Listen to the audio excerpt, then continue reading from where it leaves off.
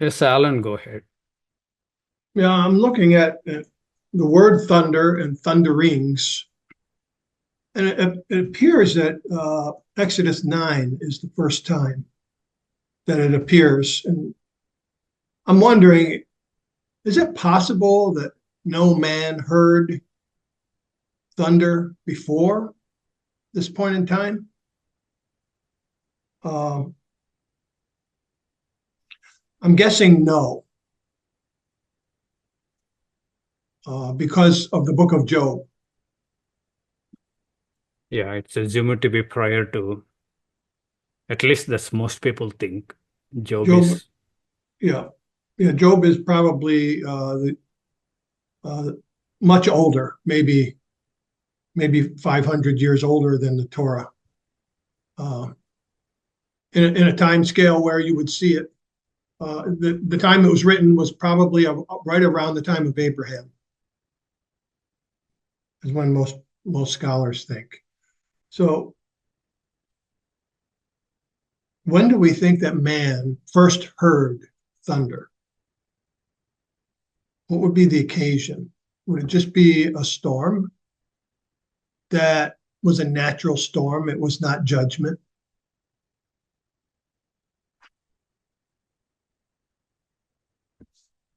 I don't think we don't really know when man first was introduced to the power of thunder.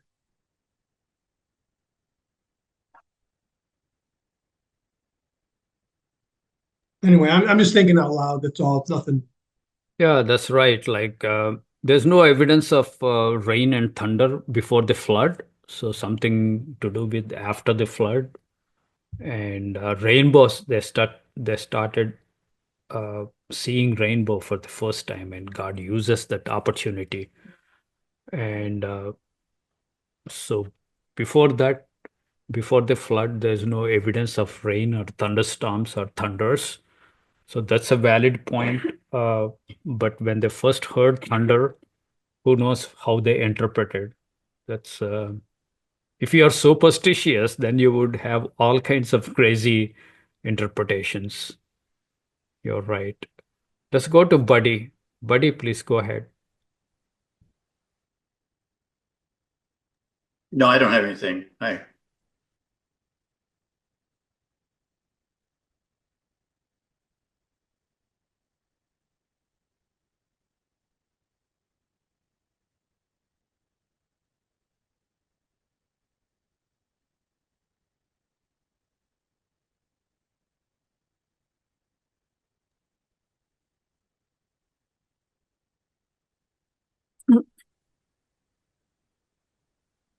Any other comments, insight into the subject?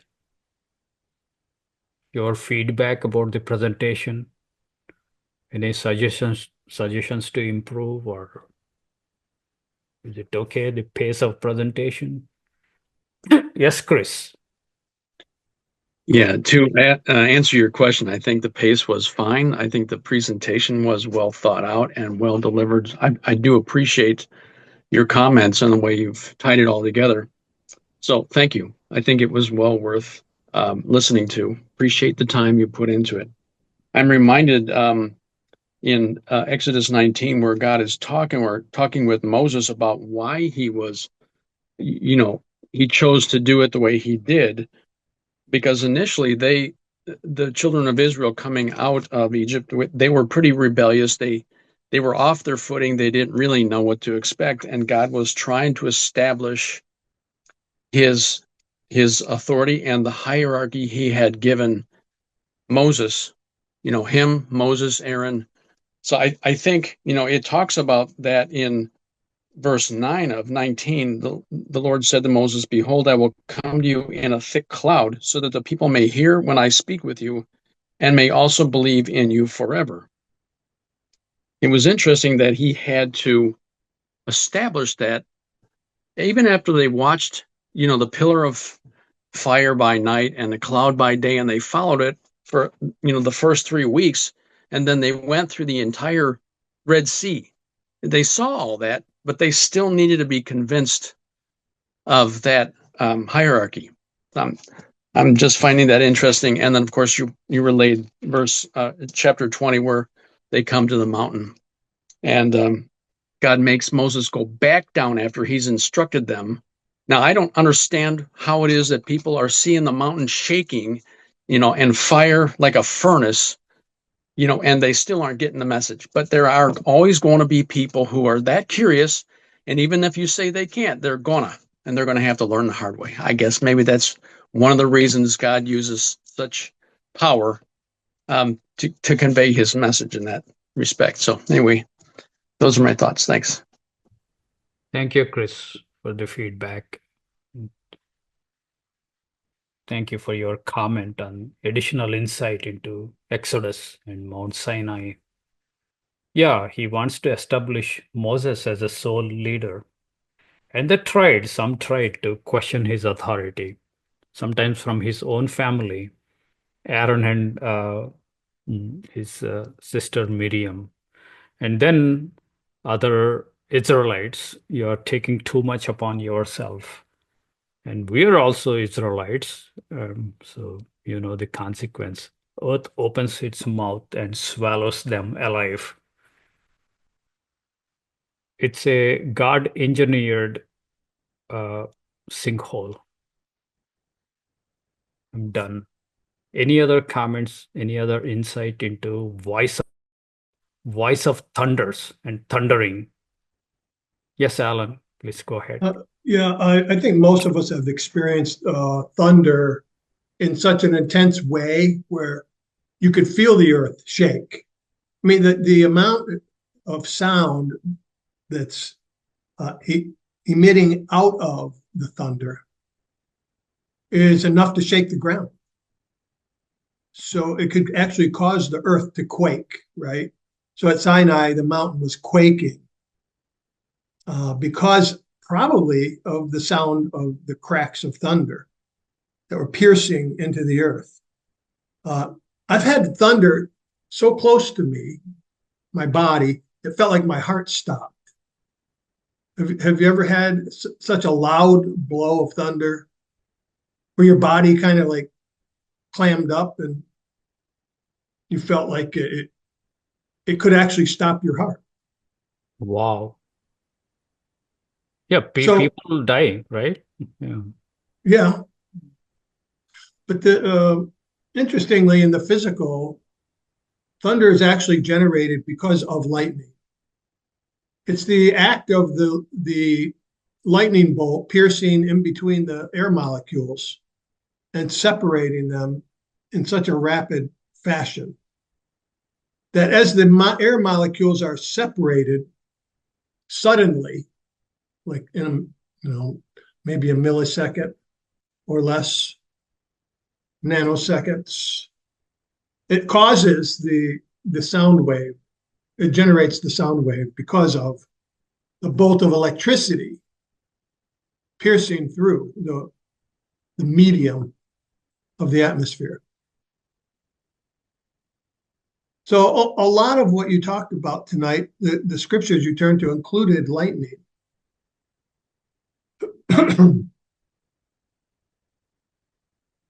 Which is also used by God in some cases to bring judgment or to protect his people. He says that in 2 Samuel 22, that nearly the same thing he says in Psalm 18. Those two chapters are almost verbatim to each other, 2 Samuel 22 and Psalm 18. But he says in that chapter that his lightning darts he threw. So every time he does that, it causes thunder to come into the vicinity, which shakes men's hearts to the point of extreme terror. So started mentioning that fact that it's the lightning that causes the thunder. Yeah, you're absolutely right, Alan.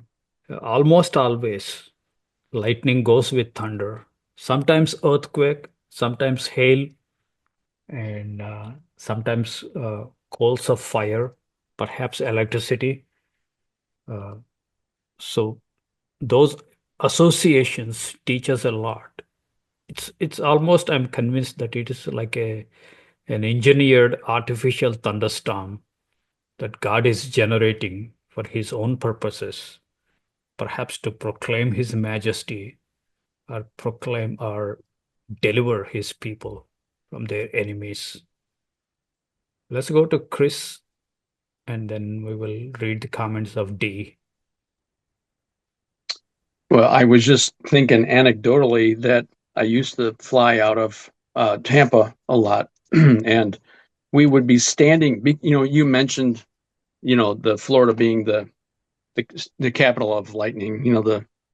It just happens a lot, especially in the summertime. But we would be standing there, ready to board, and we could see out over the Gulf to the west, and we were all holding our breath, making sure, because there would be clouds, and it was a common thing, thunderstorms in the afternoon.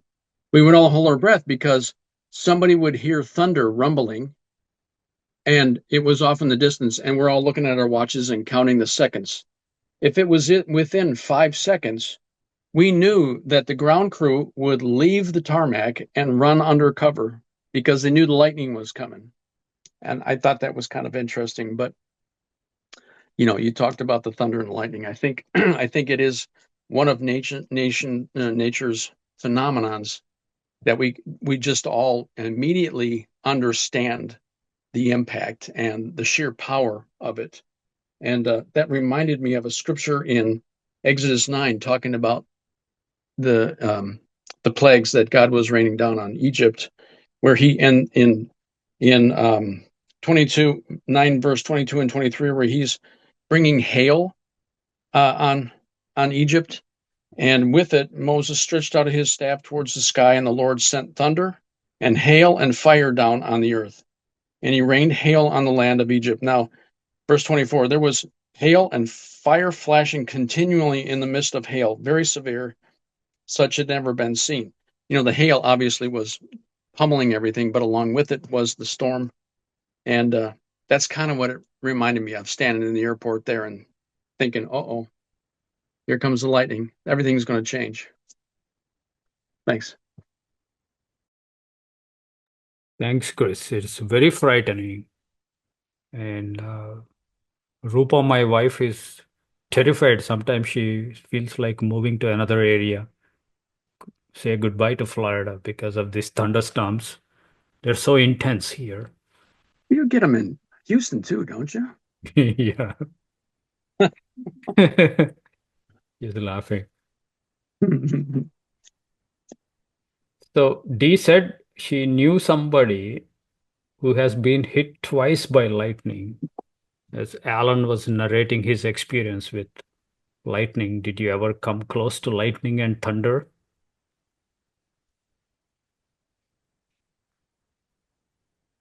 People die in Central Florida, in entire Florida, because of the thunders. Sometimes youngsters would take shelter under a tree, which you are not supposed to do. Right. Yeah, go ahead, Alan.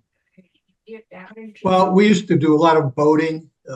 I've seen lightning hit the mast on sailboats that were parked at the marina, and just like 50 yards away, and a little bit of smoke would come off the mast, but the power of the lightning went through the aluminum mast, which is a conductor, and it goes into the keel, which is usually lead, and then into the ground. So it's essentially grounded through the water, and it's an amazing thing. Sailboats generally do not have much damage if they get struck by lightning in the mast, but it's always the energy is seeking to get to the ground, and it's going to find the least path of resistance, as they say. In the electrical world that I was working in for many years, electricity looks for the least path of resistance to ground. That's what it does. It always does that. Um, but the electricity that generates the thunder is such a mystery. It's not well understood. People use it.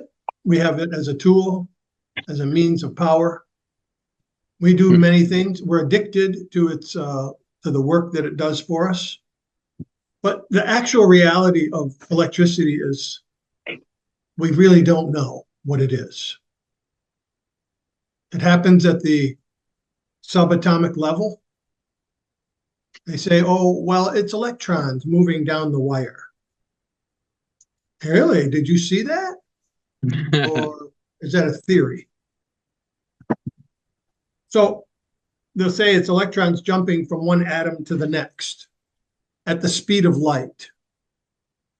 But if something's happening at the speed of light, you really can't see it. You can't take a snap. You can't take a snapshot, and you're guessing what it actually is.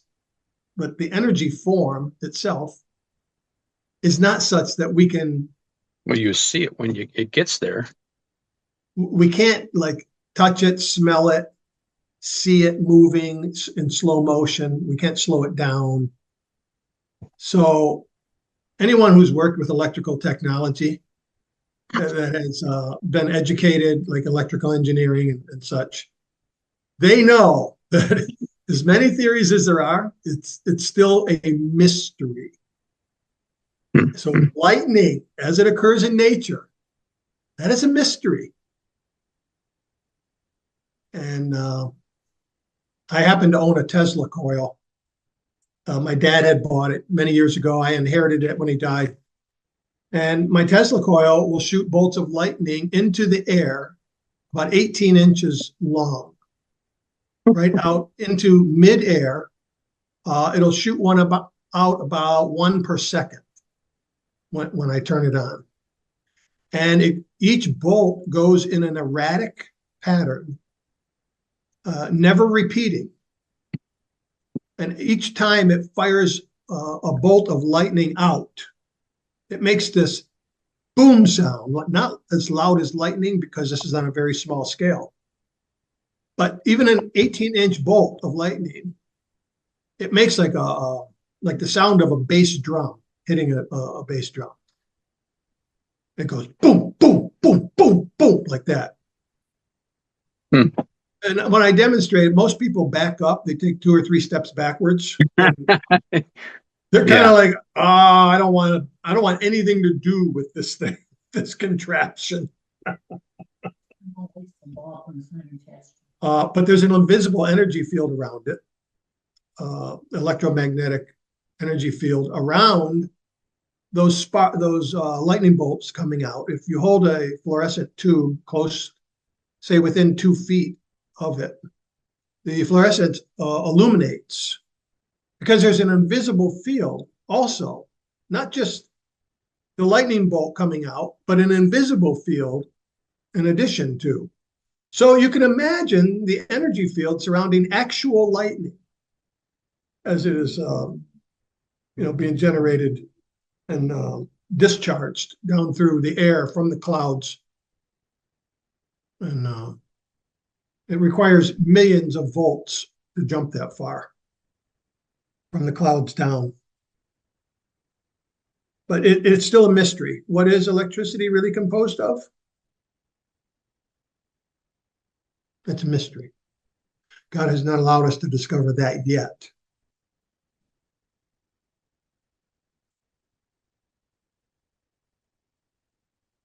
But it does accompany the lightning every time, consistently.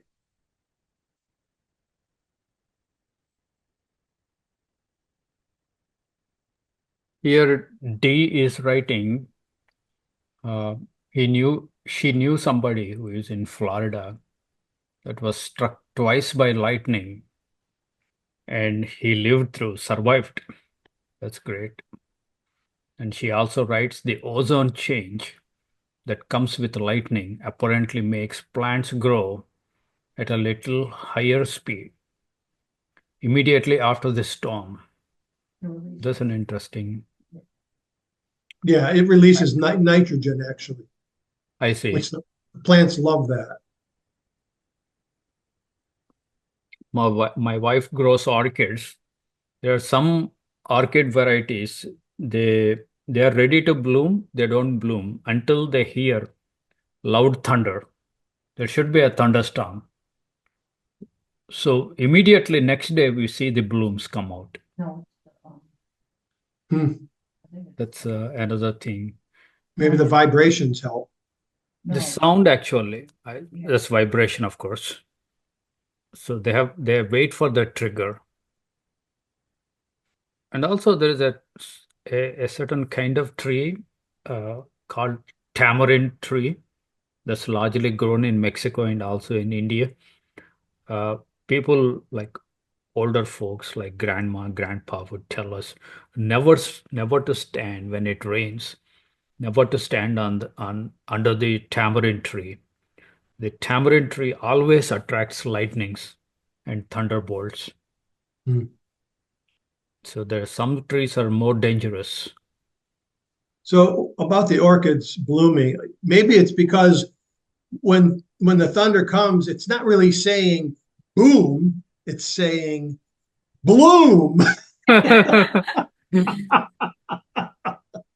Yeah, most of them are English speaking, so they can interpret into I closest knew English that. word.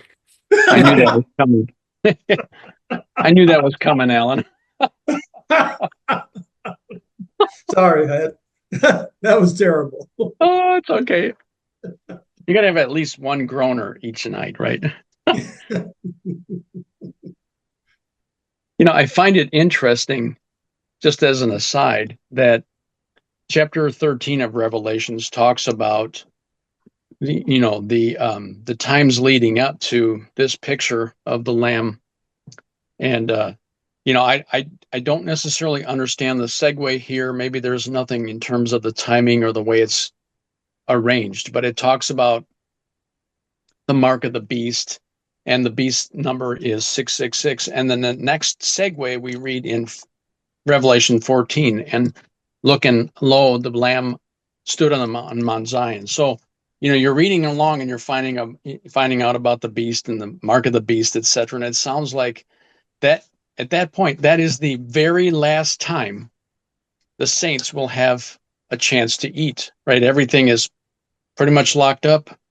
There's no more hope. People are going to starve to death unless the Lamb intervenes. So I find that kind of interesting. And then that with the backdrop coming into Revelation 14 is interesting. Be interesting to hear any thoughts on that. That's a good question. Have to little bit give it thinking time. Right?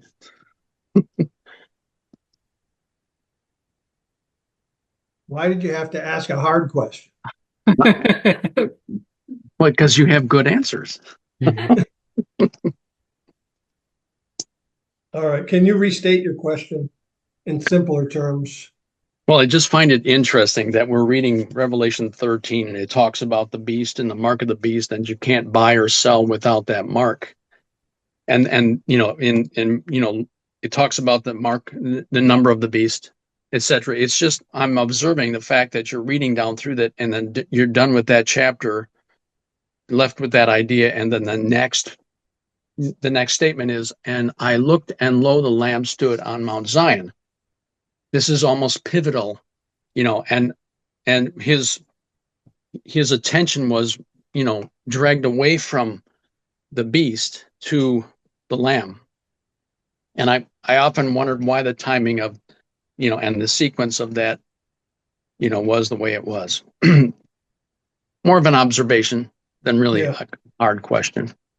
Well, you can see through your question why people would think, since chapter 13 is talking about what's happening on the earth. Yeah. And 14 is talking about the 144 on Mount Zion with the Lamb. You can see why people would conclude that there are some in heaven while the beast is still on the earth doing his thing. Because if you take this in sequence as it is laid out here in chapter 13 and 14, 13 is on the earth with the activities of the beast. 14 is not on the earth. So people would conclude there are those who are on the earth and those who are not. Would you agree? Well, I guess I was just thinking that Revelation 14:1 doesn't necessarily say that the people or the saints aren't on the earth.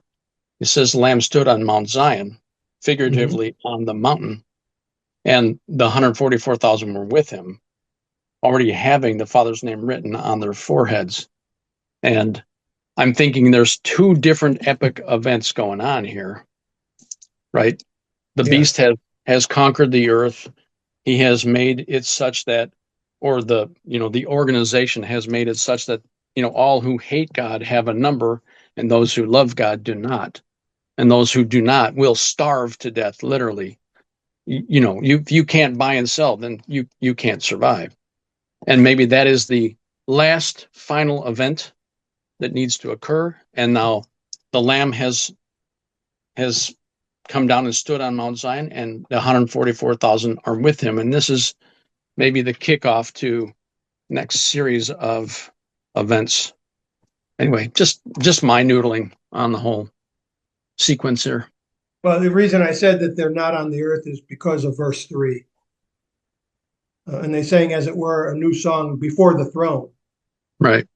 So I take that to mean that they're not on the earth.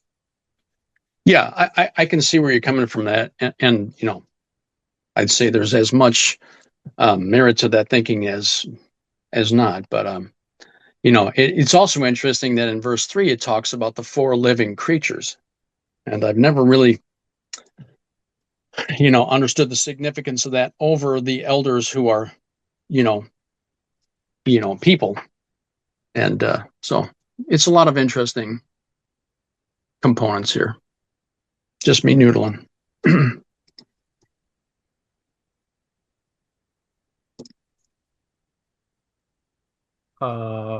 Chris, to your answer, 144,000 occurs only in two chapters, chapter 7 and chapter 14. Yeah. Chapter 7, it's a strong hint or indication that trumpet judgments are about to begin. Mm-hmm. At that point, the angels that are responsible for unleashing trumpet judgments, they were told to halt, hold on. So we have to seal the servants of our God, and they are 144,000. So at that point, they're assumed to be still on earth. So the judgments are about to begin, and Right. the seals are over, at least like if you take it linearly.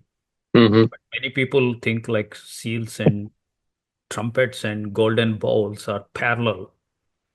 They're simply telling us from different vantage point of view. Uh, I subscribe to the second view. They seem to be more parallel.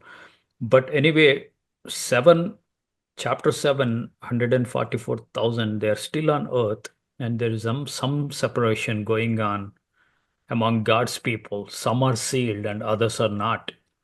So here, chapter 14, they are already resurrected. So the first resurrection just happened. They're either happened or figuratively, as if if it has happened, what would they be doing? So it's kind of that language. So between 7 and 14, I started our series with 14, the end, and then we will come to 7, to the beginning. Mm-hmm. So that's my broad understanding. They were once at a time when they were sealed, they were still on earth, Right. fighting Babylon, fighting false teachers, false brethren. They loved the truth, and God also honored them. But others who did not care about truth compromised with Babylon. So they were under judgment. So the second group, this is really concealed, Chris.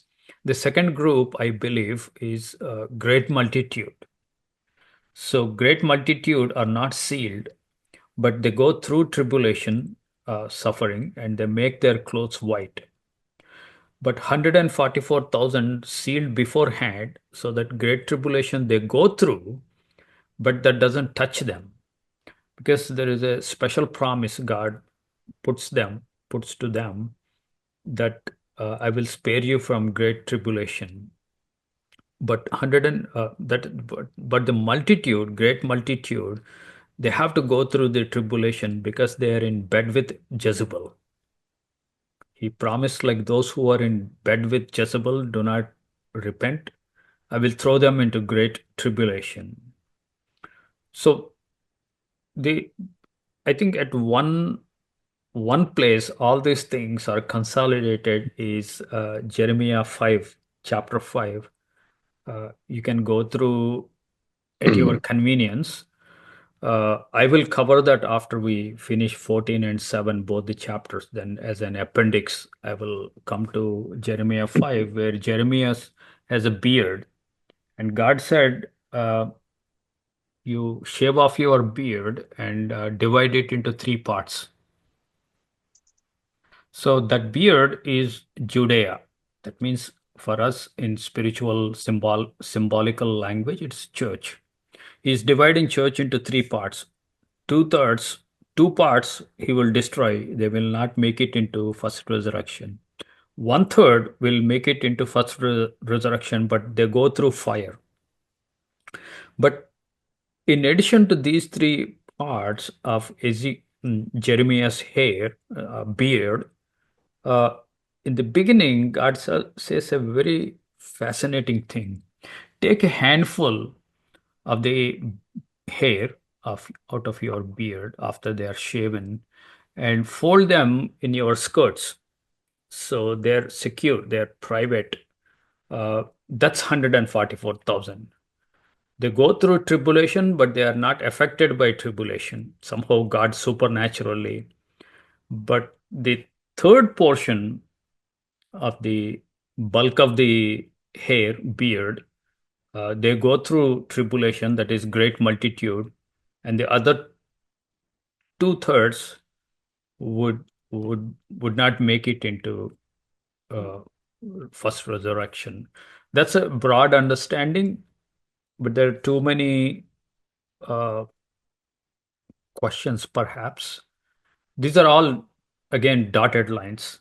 These are Sure. like they're not hard, concrete statements. These are Right. all possibilities we are exploring. Yeah, I follow you there, and I kind of agree. There's a lot of variables that we just don't know.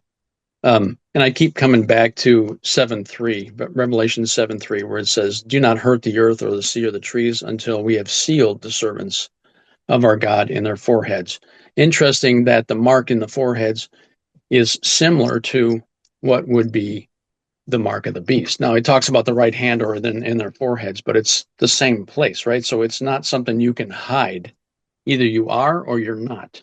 That and that's why I say it's a pivotal event, because do not hurt the earth or the sea or the trees until the saints are sealed. So that is the very last moment before the earth is destroyed. Correct. But yeah, I agree with you. Just interesting. Yeah, they do not hurt the earth or sea or the trees. If you look at trumpet judgments, those are the exact targets of trumpet judgments. The next chapter. Right.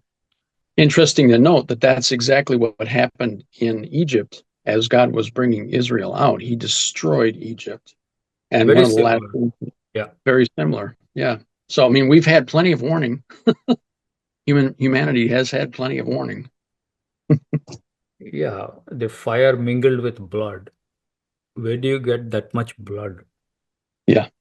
So it has to be figurative statements, but very similar to judgment on Egypt. Mhm. So I know there is a lady, her name is mm, I agree with you, D. Sue Patterson. She studied for this 144,000 for a couple of decades. And I have her research paper with me. I went through that.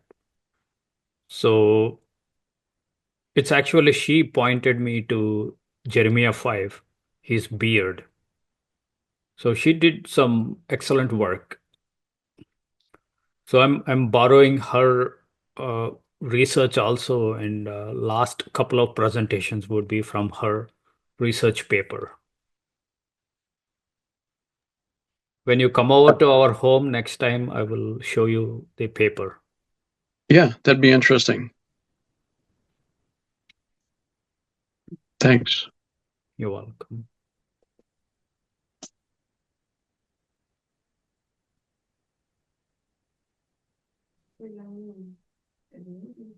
Mhm.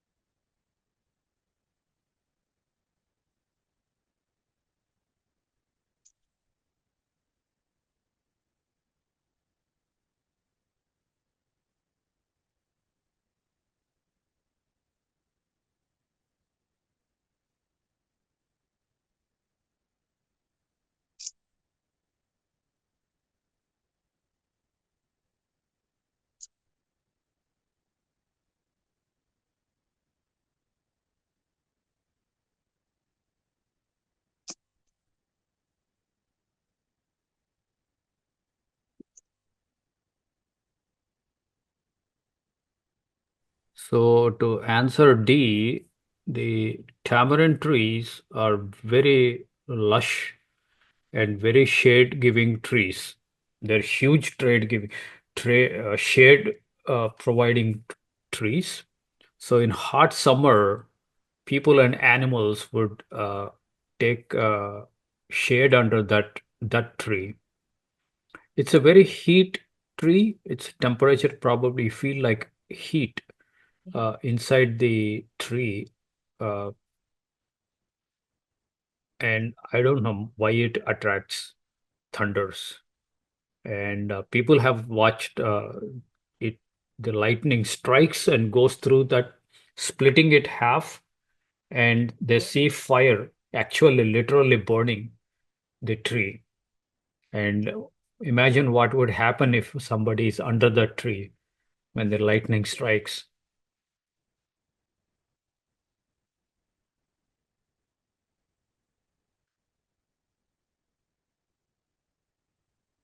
But Chris, coming back to your forehead, mark on the forehead, mark Mhm. of the beast and mark of God, they are two mutually exclusive. Every human being either has mark of beast or mark of God. So Right. there's no overlap if you Won't see. be any mystery there. You either are or you're not, right? It's Exactly. So one of the mark everybody would have, one of the marks. And also there are like intriguing, mysterious statements. All the people that dwell on earth, both small and great, rich and poor, they would receive the mark of the beast.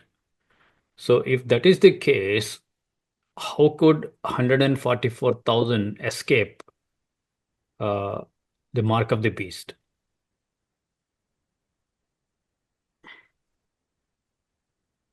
because maybe they were beheaded. I I can only No, think of one way. there is a very fascinating hidden answer to that. Mhm. Many of the New Testament scriptures tell us Don't dwell on earth, dwell in heaven. Set your affections in heaven, and be in heaven. Invest not on the earth.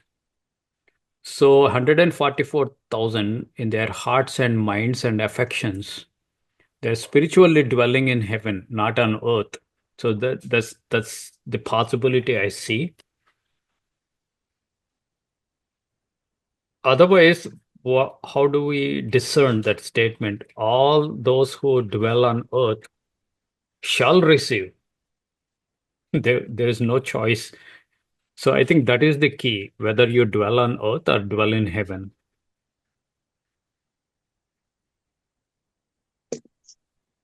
Well, right, but I think, and this happens in history where, the conquering peoples demand that you either, worship their gods, and convert to, their way of thinking, or they kill you. There's no other choice.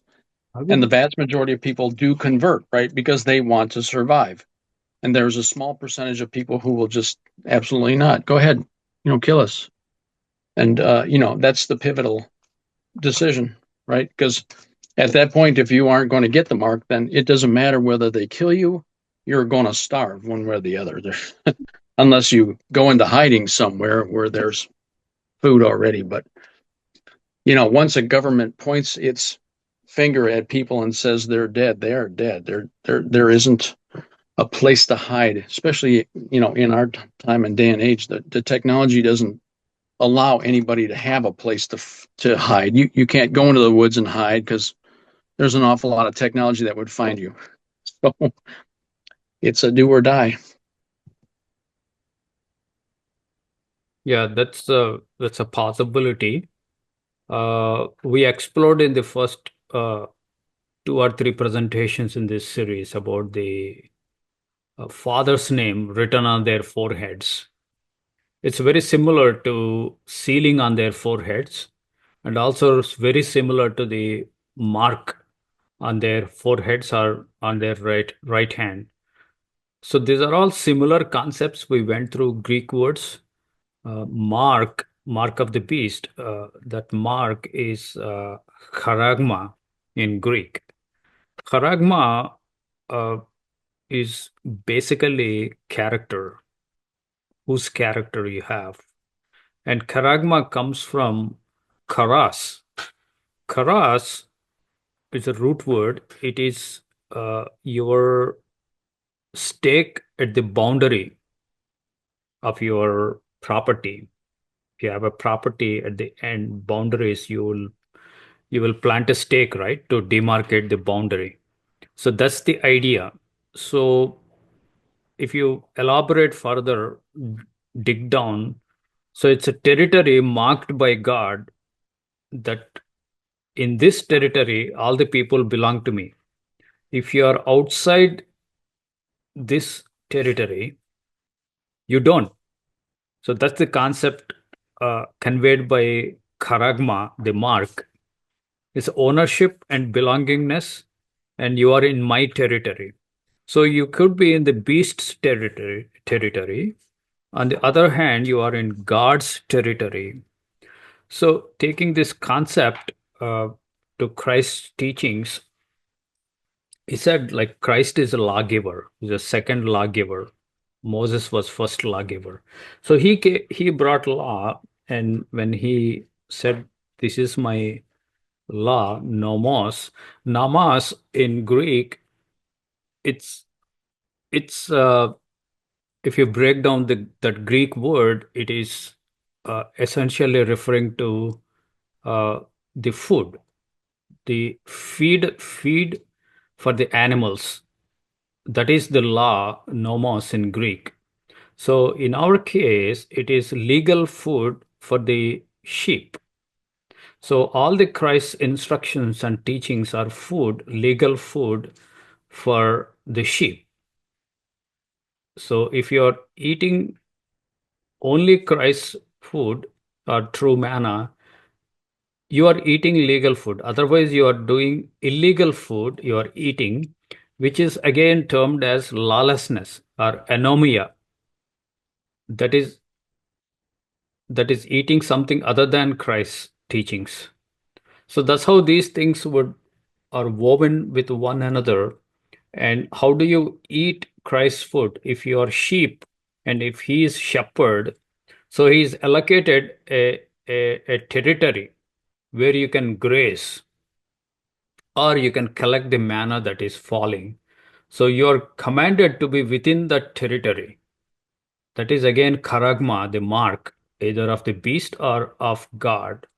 So you are within the territory, you eat the legal food, which is the law of Christ, and stay within the boundary.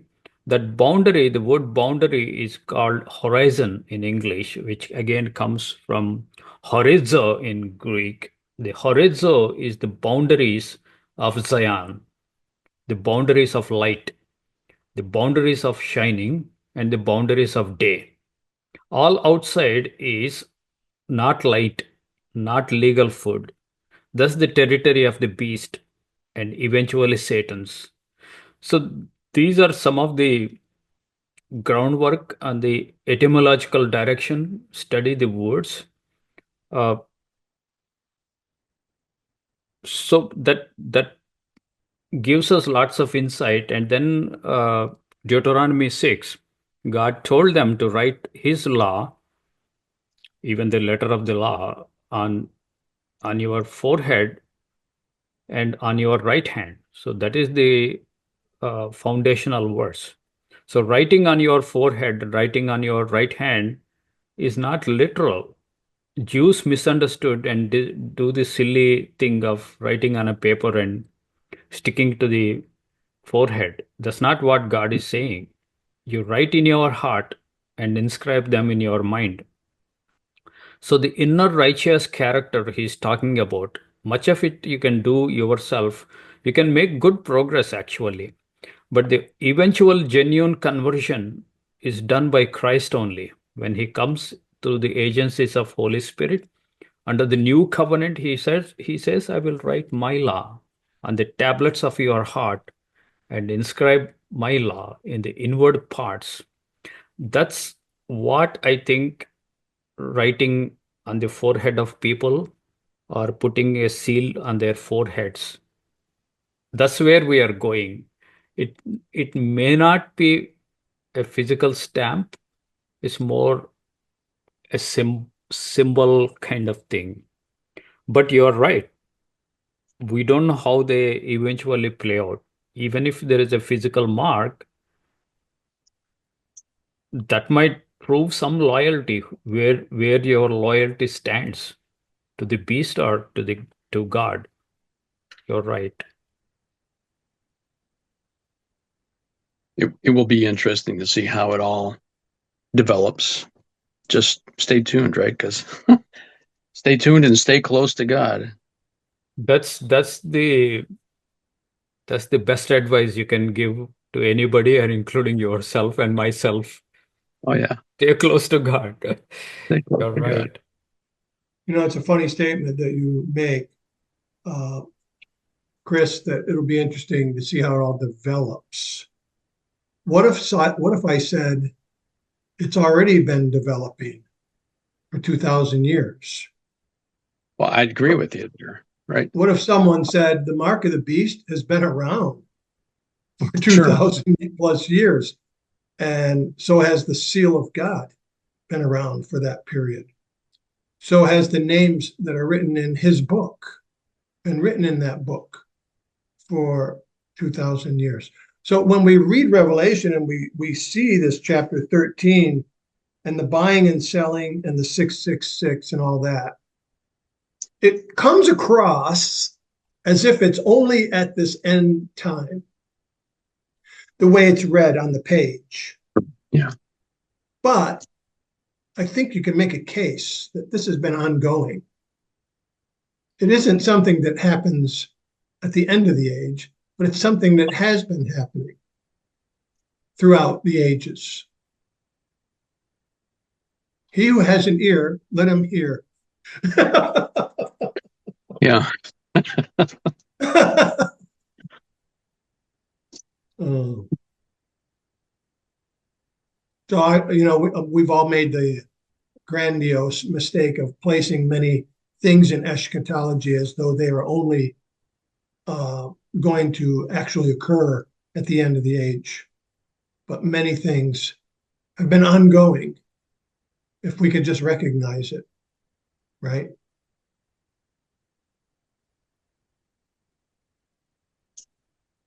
Let me pose a question. As long as Was it's there a not a harm. beast in garden?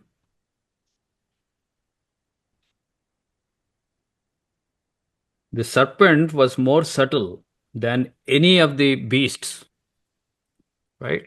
There was beast. Serpent was beast. Yeah.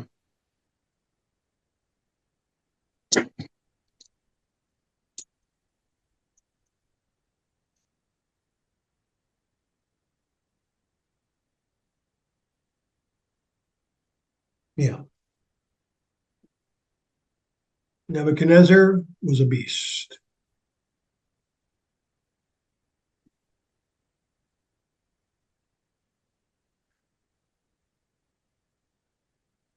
And he was even made to walk around on all fours as a beast. It's kind of like kind of like a signal, like don't miss this, guys. Don't miss this part.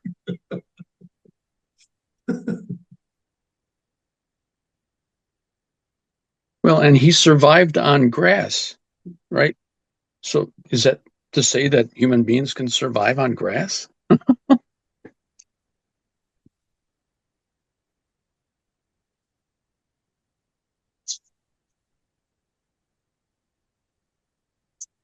Great Well, study, Tagore. well, Thanks. oh, you're welcome, Chris. We will visit the mark of the beast again when we come to 7 in a Well, much sure. bigger way. Sealing is sphrages. Mark is charagma. So in Greek also, these are conceptually very close. Father's name written on their foreheads. The name writing on forehead is also very close. These are all cousins, close cousins. They have some independent uh, teachings, but they all teach some common concepts.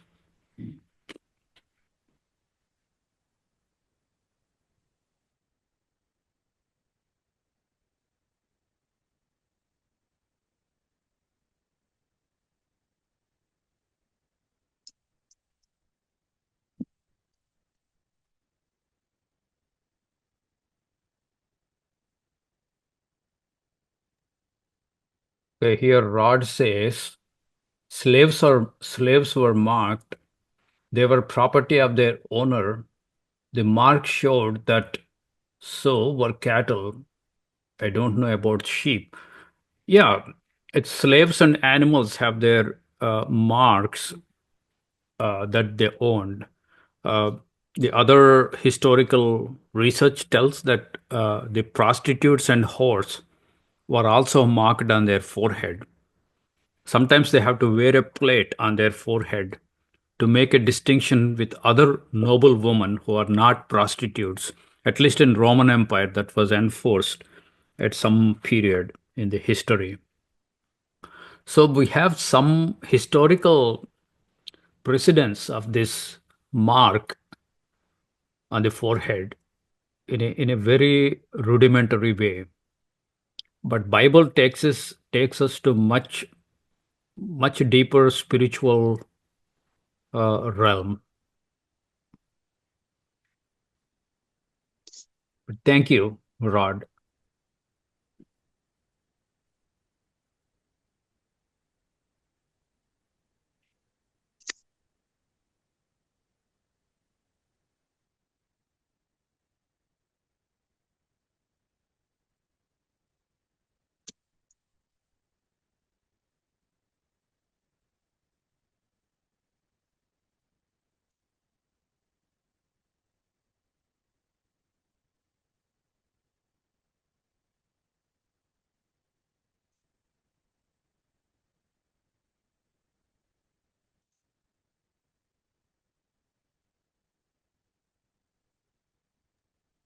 Hey, Tagore, was there a reason that you didn't go to John 12 when there was a voice from heaven that sounded like thunder?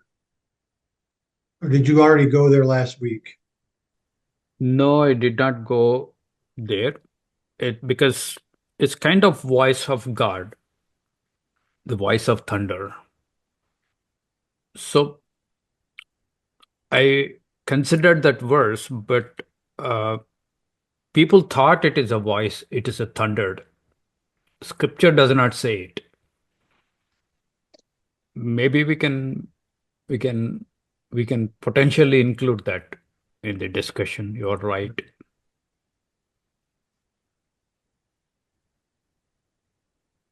You want to go there?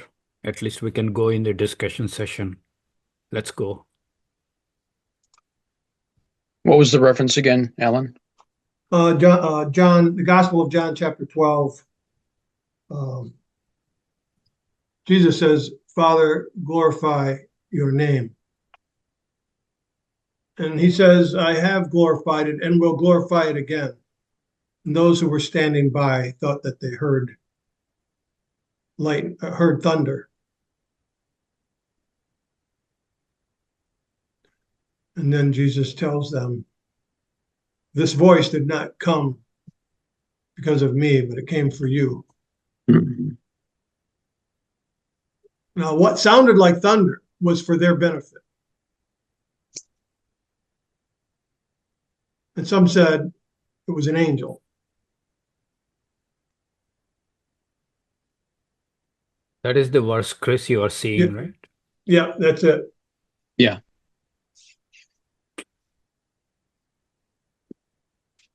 So some said that it thundered because it sounded like thunder to them.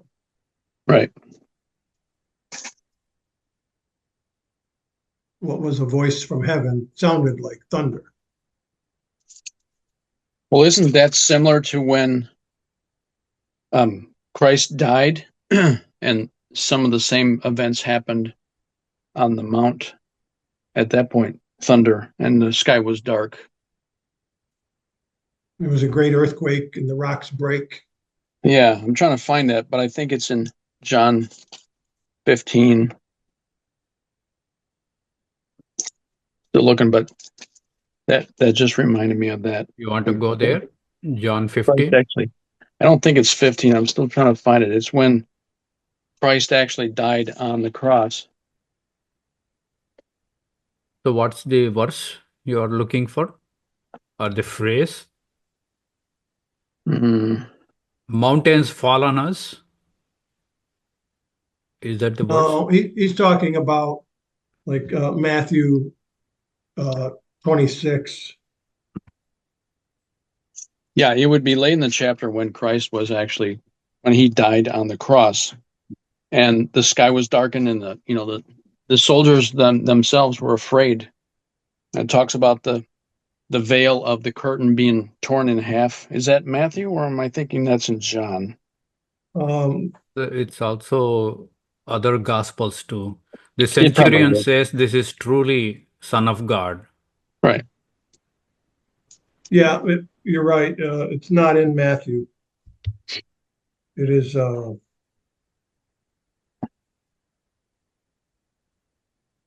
why can't I find it? Yeah, there it is. It's Matthew 27. Matthew 27:51. Yeah. So what was your verse that you were?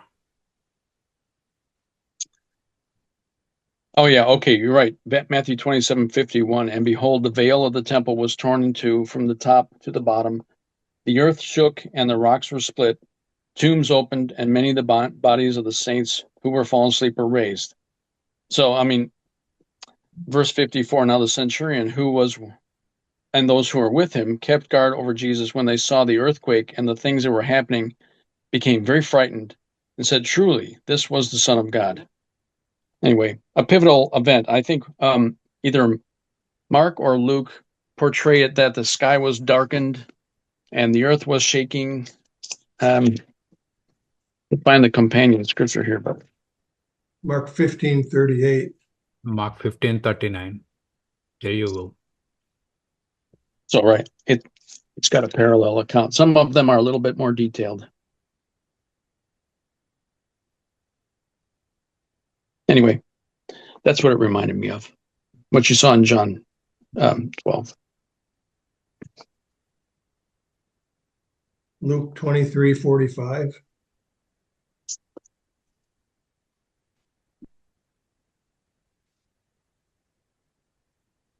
Where do you want to go? Luke 23.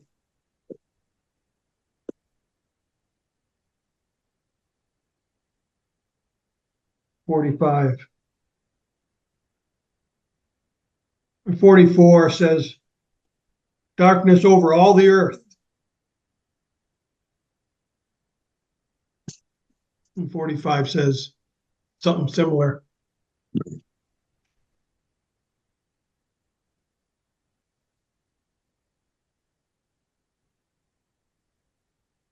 But the rock splitting and the earthquake was all part of the Matthew account.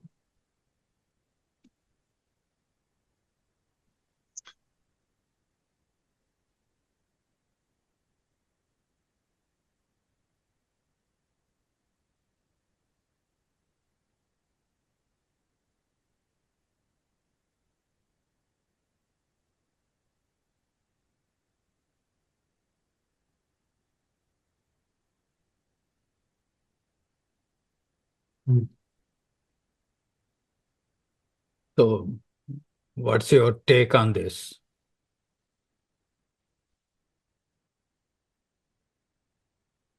Well, the darkness over the face of the earth was not normal. It Correct. was a supernatural darkness that was overshadowing Jerusalem because of the death of the sun. And the light was being put out. The one light that came into the world was being vanquished, was being snuffed out by wickedness. So darkness was ruling over the men's hearts and minds. So God sends a supernatural darkness.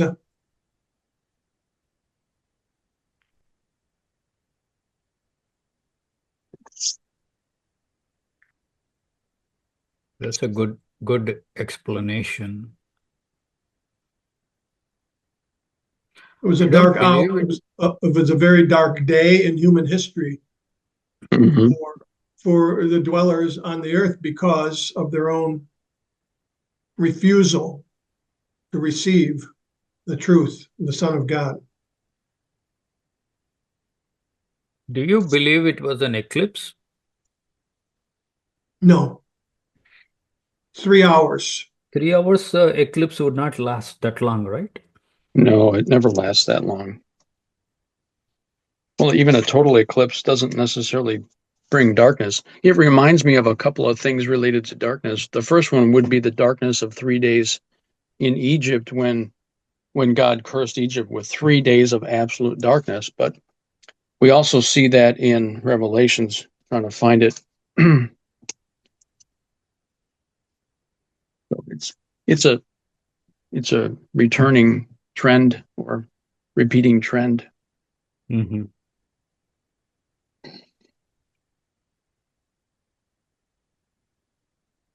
Even the moon was dark. And we know that on the Passover, there's always a full moon. That would the full moon rise on the ninth hour? Probably not. Well, you might still see it, but it would be broad daylight. So Yeah, typically, yeah, yeah. There would be no moon yet until after So, sundown. morning 6 to evening 6, they count the hours. There are 12 hours in a day. So, our counting is slightly different. We count from midnight. They count from morning 6, our time. yeah. That is their beginning of first hour. So, sixth hour would be 6 plus 6, 12. So, around noon, it became dark until 3, between noon and 3. That's Yeah. when he is believed to be crucified. So the actual brightest part of the day is when it Exactly. became dark. It has to be miraculous, supernatural.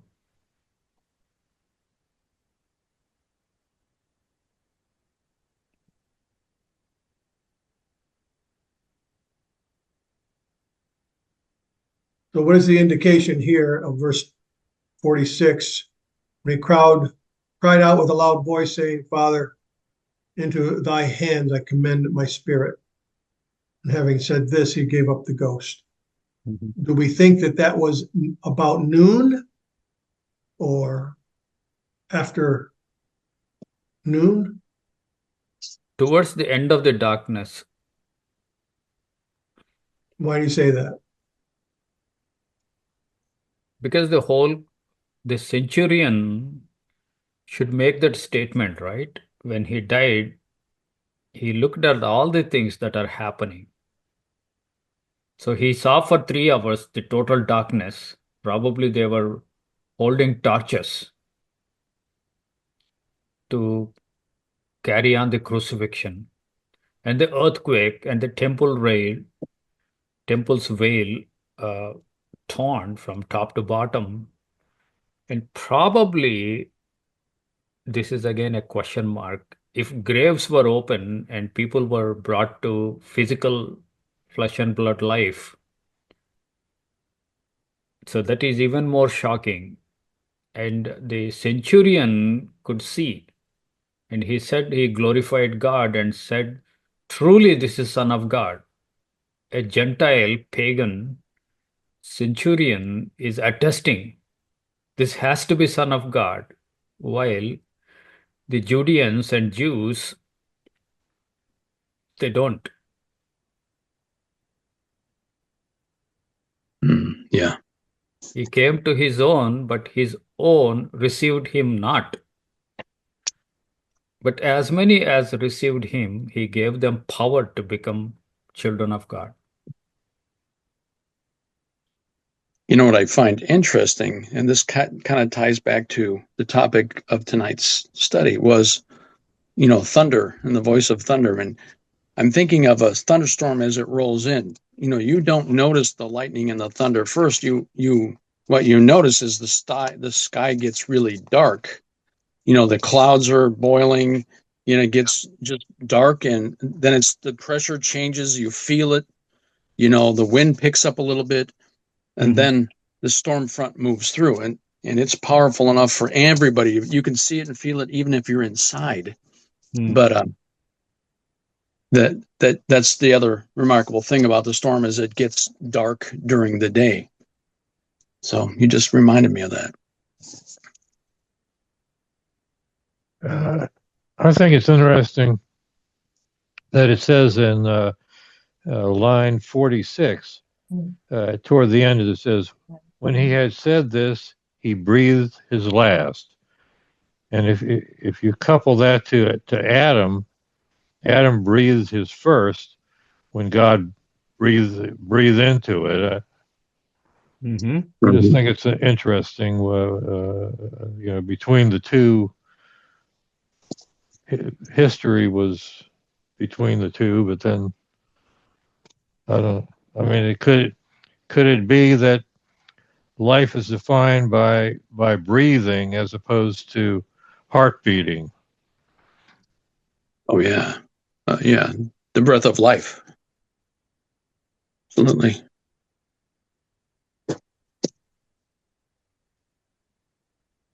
That's correct.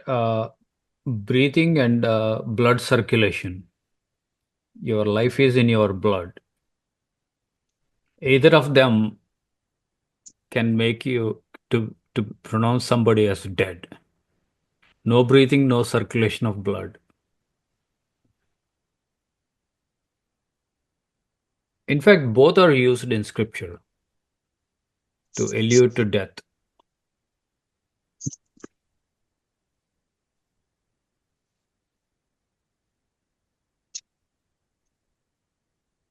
He was pierced on side so that the water and blood came out, gushed out, and there is not enough blood to circulate. So he died. He breathed last.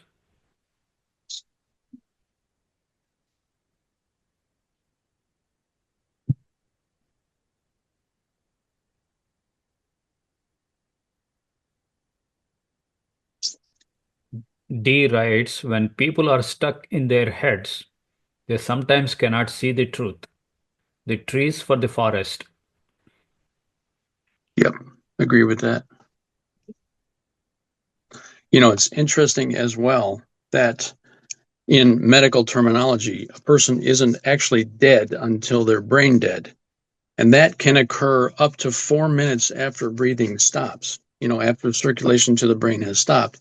Because if they get resuscitated within that time, like in a drowning, you can bring somebody back after they've been not breathing for up to 4 minutes, which is really the extreme end of it. But so, Christ is hanging on the cross there and he stops breathing.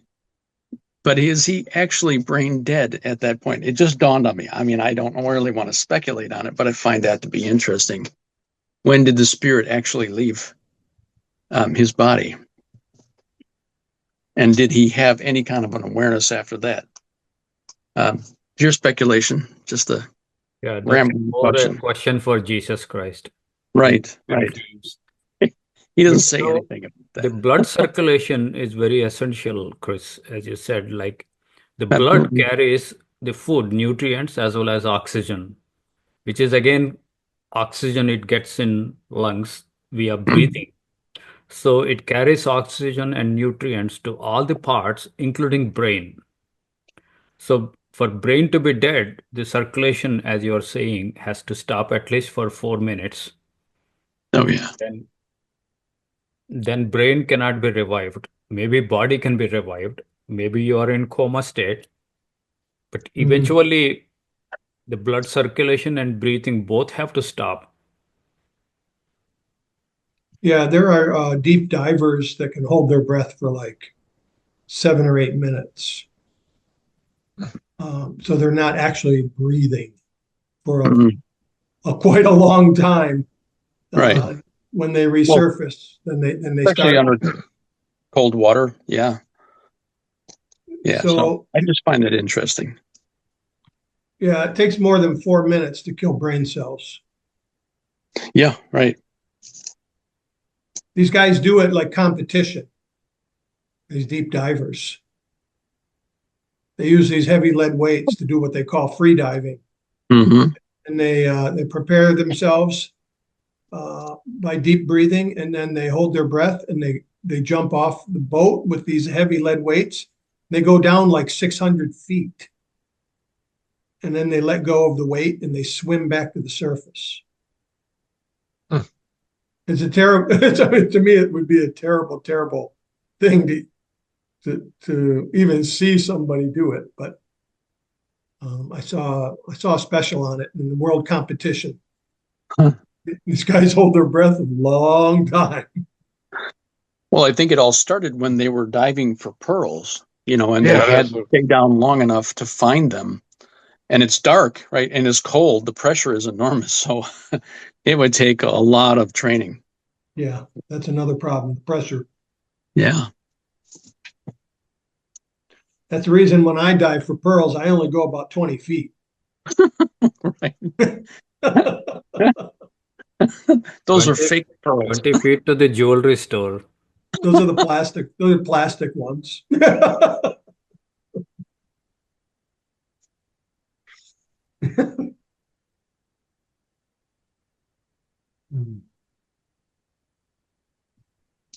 Anyway, I'm exhausted, guys. I'm gonna get off. Yeah, it's time. I've been up since early and been through a lot of challenges today. Uh-oh. So, Anything we should pray about? oh no, nothing really negative. Just Negative. Just lots of fun stuff. yeah, yeah. Okay. Everything's good.